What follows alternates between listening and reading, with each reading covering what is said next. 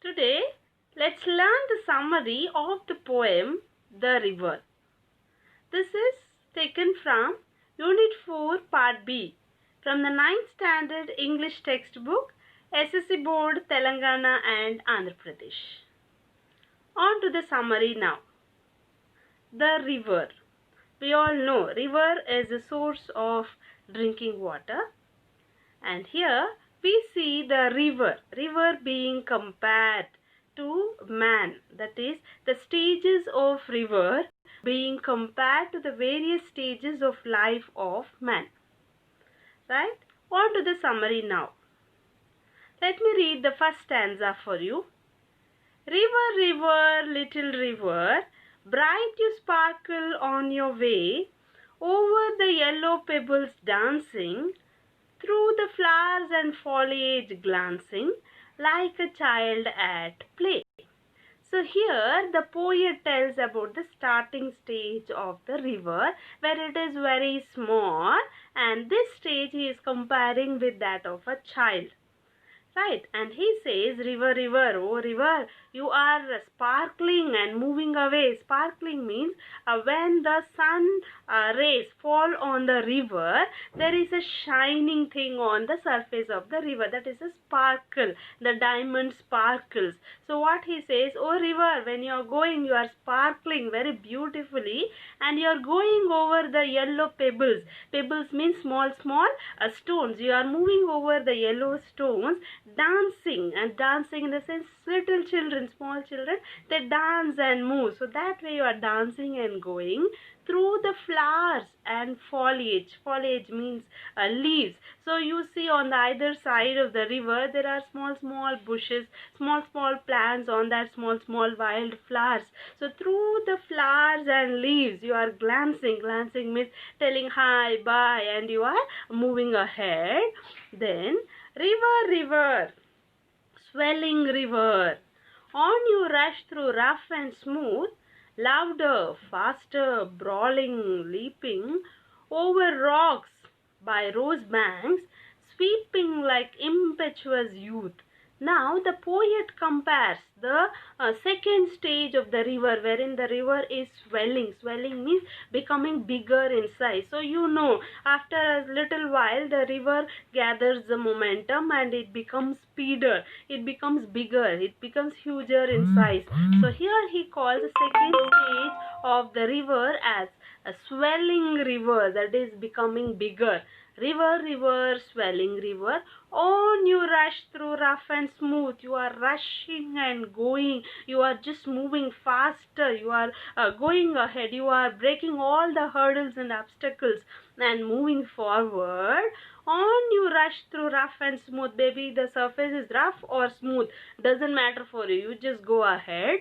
Louder. As you go, there is a loud sound coming from you, and you have become faster than before, and you are leaping, jumping, and going forward, just like impetuous youth. In the sense, generally youth at the young age, they have boiling blood. They are very strong, and they are very impatient, and they are very quick to make decisions. They are very quick to speak, not much thoughtful. Okay, so that is how the poet is comparing the second stage of river to that of the youth, a young man. Then on to the next stanza. River, river, brimming river. Now it is brimming means till the full surface. It is completely filled up. Okay, river, river, brimming river, broad and deep and still as time. So as the river moves further, there is not much sound, nothing of that sort. And then how it is it becomes broad and deep. The river becomes broader and deeper. It becomes bigger and seeming still, yet still in motion. To look at that river, we feel that the river is not moving. It is stable. It is stagnant at one place. You appear to be stagnant, yet still in motion. Though you appear to be stable at a place, no, you are not stable. You are moving, tending onward to the ocean. You are moving towards the ocean just like mortal prime. Mortal prime, he is telling here the man. Mortal means one who disappears, one who has death is called mortal. Okay, so immortal means one who does not have death. Generally, great leaders, national leaders, we call them immortal because even after their death they live. Okay, those are called immortal. Here mortal prime means one who dies, right, and one who has an end.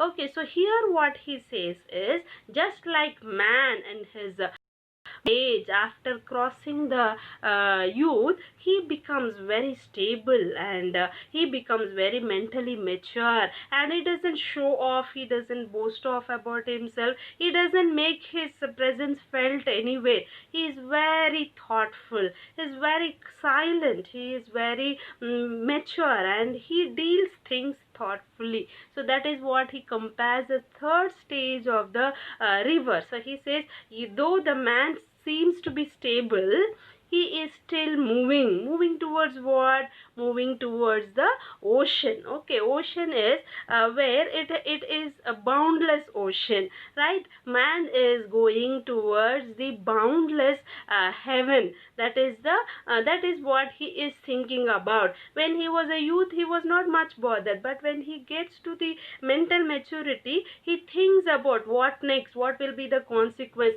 how I should speak, how I should behave. So that is how he compares the stability of the river with the stability of the man in his thought process and his behavior pattern. And then, river, river, headlong river, down you dash into the sea. And now you have gone into the sea. Sea that line hath never rounded. Sea that line hath never sounded.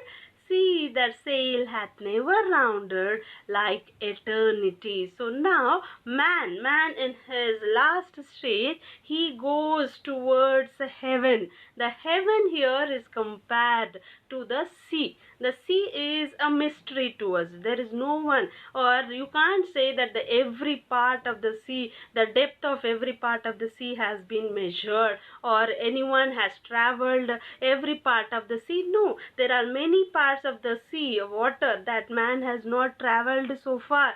So it is a mystery. It is so boundless, so vast, that is, it's highly impossible to go and measure every part of the sea, to sail on every part of the sea. So that is how the poet is comparing the sea to the heaven, which is a mystery, which is so vast, so boundless. And now man is traveling from this earthly life to the heavenly abode, and when he goes towards it, he makes himself ready, he makes himself fit enough to enter into the heavenly abode. This is the fourth stage of a man. So here we see the river being compared with the life of man, the stages of river being compared with the stages of life of a man. Hope this session was useful to you and you could understand the comparison between the river and the life of man.